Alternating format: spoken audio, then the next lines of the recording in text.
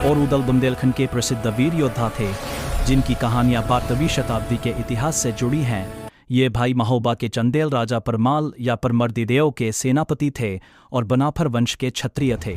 उनकी वीरता की कथाएं लोकगीतों, वीरगाथाओं और आलाखंड नामक ग्रंथ में संकलित हैं, जो आज भी बुंदेलखंड के गांव में बौपा गायक द्वारा गाई जाती है।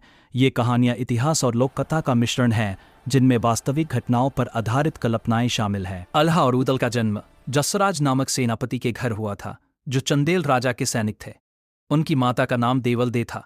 दोनों भाई बहुत प्रेम से जुड़े थे और राजकुमार ब्रह्मा के साथ पले बढ़े, इसलिए रानी उन्हें बेटे की तरह प्यार करती थी। वे गोरखनाथ जी के शिष्य थे और युद्ध कला, धार्मिक ज्ञान और वीरता की शिक्षा लेते थे। बनाफर वंश राजपूत और आहिर का मिश्रण था और वे मेहर देवी के भक्त थे।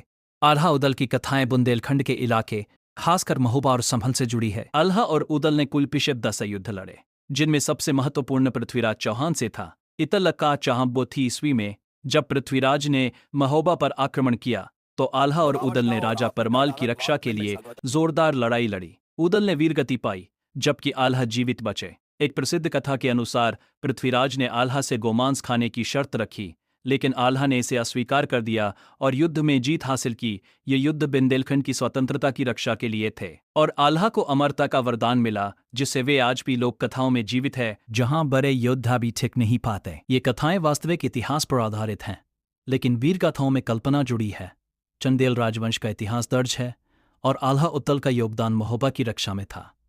विकिपीडिया और अन्य स्रोतों में इनका उल्लेख है, लेकिन कुछ विद्वान इन्हें अवतारी वीर मानते हैं, जैसे आल्हा को युधिष्ठिर और उदल को भीम का अवतार। ये कथाएं बुंदेलखंड की संस्कृति का हिस्सा हैं और आज भी जयंती 25 मई को मनाई जाती है।